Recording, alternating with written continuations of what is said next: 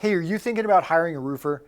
Don't make that decision until you watch this video, because in this video, I'm going to show you what you need to know about finding the best roofer for your job. Not necessarily the best roofer in your city, but the best roofer for your job. That's whether you need to repair or to replace your whole roof. So how do you find a roofer? Most people rely on Google. Well, now, while Google's not a bad place to start, there's no guarantee that you're going to find the best roofer for your project that way.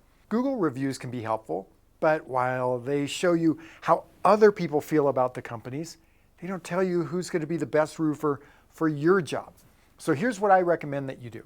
The first step is to create a list of roofing company names that you might be interested in.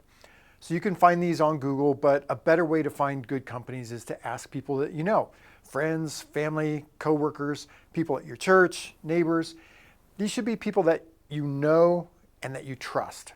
People that think like you do, who have the same values that you do. Another good source is realtors. Now, realtors regularly have to have work done on homes that they're listing or that they're helping people buy. Another person you can ask is your insurance agent. Insurance agents generally know roofers that they trust to be able to recommend to their clients. And since they're recommending these roofers to their clients, they want to know the roofer's going to be able to take care of them.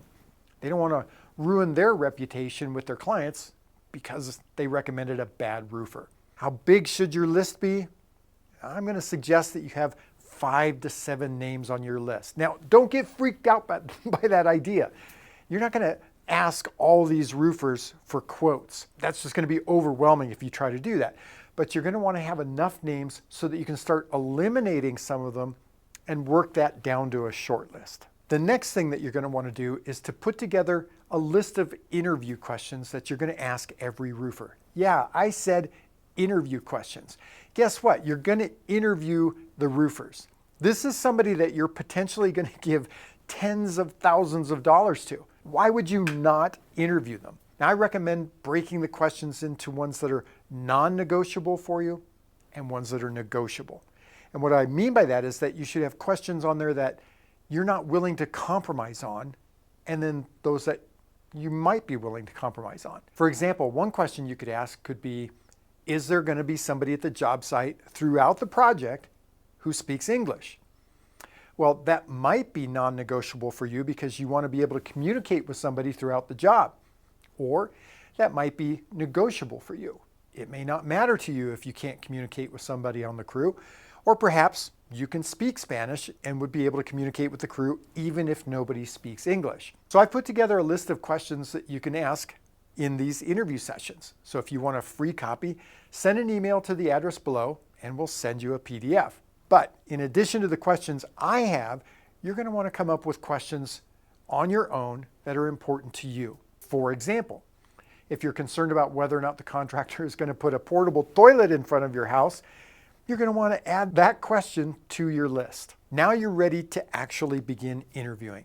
But before you start interviewing, there's one key piece of criteria that you should consider. How responsive is the contractor? So when you call his office, does he have an employee who's answering the phone and taking your information? Or do you have to leave a message and hope somebody calls you back? Now, there's nothing necessarily wrong with having to leave a message, but if you have to leave a message, how long is it before somebody calls you back? And if there's somebody answering the phone, is it a company employee or is it an answering service? This can be important if you've got questions that you want to get answered on the phone. If you email the company, how fast are you getting a response from that? The responsiveness of the company and the employees now doesn't always indicate to you what kind of work they're going to do, but it definitely indicates what you can expect as far as communication from them if you do hire them. Next, schedule a time to meet with someone from each roofing company and have your list of questions prepared in a notebook or on a sheet of paper or on your tablet or your laptop or something. Be sure to write down their answers to your non-negotiable questions. Also, be sure to write down any perceptions or intuitions you may have about the person or the company. Believe it or not, your gut feel is oftentimes pretty accurate. Now, if you're the analytical type, you can even create a scoring system so that you can objectively look at the score you've given each contractor. After you've interviewed each one, choose 2 or 3 that are at the top of your list. This is now your short list. These are the contractors that you're going to ask to give you an estimate for your project. But for the roofers to be able to give you an estimate that you're going to be able to use to compare to the others, you're going to want to be sure that each roofer knows specifically what it is that you want them to do. If you want to know how to build a request for proposal to give to each roofer, watch this video right here. If your project is part of an insurance claim, you can let the contractors know that and be sure to tell them what's included in the claim. For example, we just did an estimate for a homeowner to re-roof his house and his detached garage, but we hadn't seen the insurance claim at the time because he didn't have that document. Once he got the claim document, he let us know that gutters and downspouts on both buildings were also included in the claim. So that way we could revise our quote so that our scope of work matched the insurance claim. Now, you're under no obligation to give your insurance claim document to any roofer unless your insurance company requires that you do so or your state law demands it. And in fact, if your insurance company or state law doesn't require to give your claim to the roofer, and any of the roofers tell you that they're not going to give you an estimate until they have your insurance claim document first, that's a roofer that I would immediately eliminate from the list. Now, if you've created a request for proposal that you gave to each roofer, the scope of work on the estimates that you're getting from the roofers should be the same. They should be relatively equivalent. And if that's the case, then you should be able to do an apples to apples comparison of the estimate totals. The next step is to evaluate the estimates that you've received and the companies that you've gotten them from. So don't make the mistake of basing your decision solely on the dollar amount of the quotes, because there's other factors that you need to consider, like how professional is the person and company that you're considering. When the employee comes to meet with you the first time or to present the proposal, is he dressed professionally? Or is he wearing work clothes that are full of holes and covered with dirt and grime from a job site? Now, obviously the way someone dresses doesn't really indicate how trustworthy he is or what kind of work he does, but it definitely communicates something about how he views the work he does and his value to you as a customer. If he's going to ask you to give him $15,000 or $20,000 or more, wouldn't you expect him to have a professional appearance? Next, what does this company vehicle look like? Does this company vehicle look professional? Now, there could be 2 opposite ends of the spectrum here. On the one hand, if he drives an old beat-up truck that's rusted out with parts missing, well, that could mean that he doesn't manage his money very well or that he's hurting for work.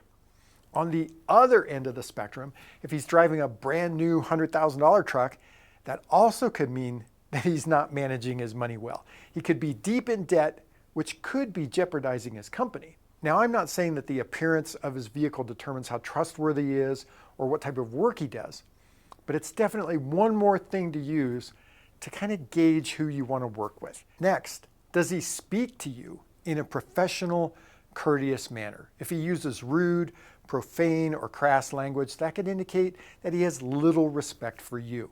Again, this behavior doesn't necessarily reflect on what type of work he's going to do for you, but you need to decide if that's someone you want to have around your family and around your home. Do you really want to work with that person? Next, is he thorough when explaining to you the work that he proposes to do? Well, you can determine this in conversations with him when he's presenting his proposal. Now, some contractors might try to impress you with the depth of knowledge that they have by explaining things in a very technical way, using a lot of industry jargon. You may understand that, and that may appeal to you, but the best thing is to have someone who's able to answer your questions in a clear way so that you understand everything. You're also going to get a sense of this from his estimate or proposal that he gives you. Some contractors are going to include a great amount of detail in their estimates, while others are going to simply put a very high-level summary of what they're going to do, such as replace roof and all accessories. Now, I'm not saying that a high degree of granularity or itemization is necessary, but you definitely want to see a better breakdown of the work that's going to be done than just replace roof and all accessories. Also, is the person trustworthy? Is he using sales pressure?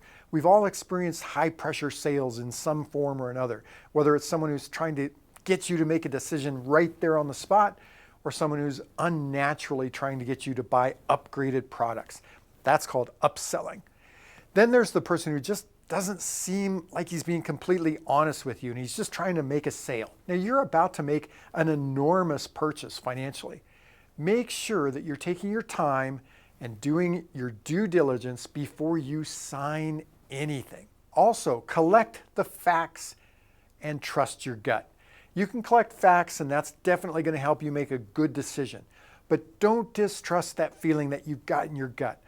Does the person you're talking to seem trustworthy and honest? Or is there some nagging feeling or intuition that you have that you just know that you shouldn't ignore? And more importantly, does he seem like he's more interested in solving your problem and helping you? Or does he seem like he's more interested in making a sale and just moving on? So when you pair your gut feeling with the facts, your intuition is actually very powerful, helpful, and can direct you in the correct path.